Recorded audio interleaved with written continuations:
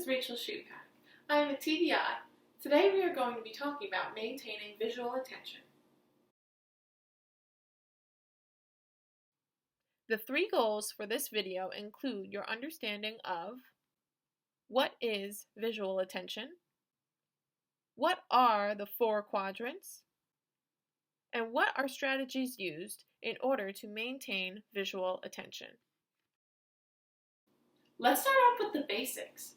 What does it mean to maintain visual attention?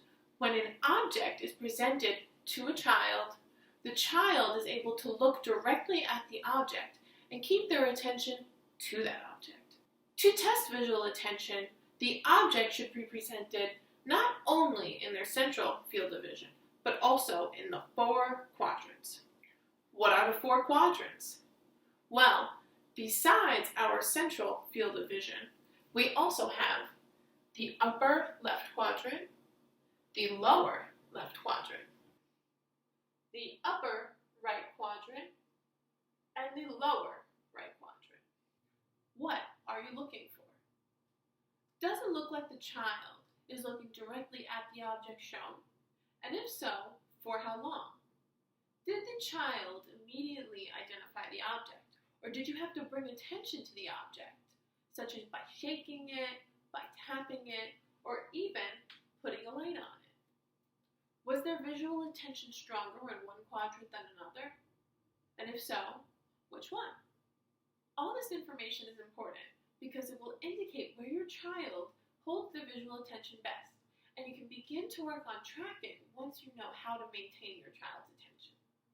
Before we begin, the first thing you will need is an object. I like to use something that's shiny or metallic. So for example, I have shiny wrapping paper. I have a pom-pom, different colored metallic ribbon, or even this shiny sequin ball. You can also use toys with lights. So I have a lighted up snow globe, or even a lighted up necklace. If you have objects like these, great. If not, don't worry about it. Household objects work too. You could use a fork or a spoon, which is shiny. You could use a toothbrush. You could use a washcloth. Or you could even use a familiar doll or a toy. So let's start in the upper left quadrant. I'm going to use the shiny metallic sequin ball for this exercise. The first thing that we are going to do is we are going to place the object in the upper left quadrant of the eye, which is just a little bit above central. Place the object, and you're going to give the child about 5 to 10 seconds just to see if they look at the object right away before you give them any kind of visual cues or auditory cues. After you've waited about 5 to 10 seconds of holding the object in the upper left quadrant, you can shake the object, see if that brings some attention. You can also try tapping the object, make some noise, and you're also going to be moving the object at the same time. If you feel like you need to bring more attention to the object, you can illuminate the object using a flashlight. Just remember that if you use a flashlight, do not shine it directly into your child's eye. You want to face it away. So maybe you'll have to switch hands. Still place it in that upper left quadrant, and you can shine the light kind of behind them, but still on the object, so it brings them the attention to the object. Remember that whichever method you choose to do, whether it's one of those methods, two of those methods, or even all three of those methods, remember to allow your child some wait time to look and identify the object. This could be 5 seconds, it could be 10 seconds, it could be 30 seconds. I recommend giving the child at least 30 seconds to identify the object. And remember, you're looking for them to gaze at that object, for them to identify that object. Once you see your child looking at that object, you have to record in your head how long that child looked at the object for. And remember which quadrant it was. Every child is different, So how far you hold the object away from their face, you might have to test that out a little bit. I would say start about 6 inches away, and if you feel like they need the object to be closer to them, try about 3 inches away from their face. If you feel like they can easily identify the object from 6 inches away, then move the object a little further, like 8 or 10 inches.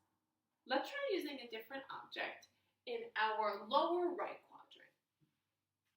This time I'm going to use the teddy bear. So this time we are going to be presenting the child the object in their lower right quadrant. Take the object, present it to them about 3 to 6 inches away from their face, and remember to hold it still first. See if it captures their attention. If it does not, then you can start to shake the object. You can try tapping the object if your doll or toy makes any noise. And you can also use the flashlight to illuminate the object. Just remember that if you use the flashlight, do not shine it directly into the child's eye. Once the child looks at the object, record in your head how long they looked at that object for, and remember that it was in the lower right quadrant. Here's some things to consider while practicing maintaining visual attention. The first thing is wait time. Allow the child to find the object. Give them about 5 to 10 seconds. Then you can start shaking, wiggling, tapping, or illuminating the object to help grab their attention. Allow wait time again during this process, about 30 seconds, and see if the child is able to look and identify the object. The next thing to consider is backlight, background, and contrast. When doing this activity, the student should be facing away from any bright lights or windows. Make sure your surroundings are not too busy, such as a wild patterned wallpaper. High contrast is also important. The item should be a different color than the background and should stick out. You can use black paper or black felt, and you can create a plain background that way, or you could also use it to create a darker space. With that dark space, you could create a lights-off approach. So what is the takeaway from this activity? Well, what did you observe? What does your child like to look at? And in what quadrant? For how long did they look at an object in each quadrant? How can you incorporate this for daily life activities, such as playtime, mealtime, personal hygiene, getting dressed, or bedtime? Let me know how your child did with this activity. I would love to hear your thoughts, your observations, or any additional questions you may have about this visual skill. Next time, we will work on tracking, where maintaining visual attention takes a key role. Until next time.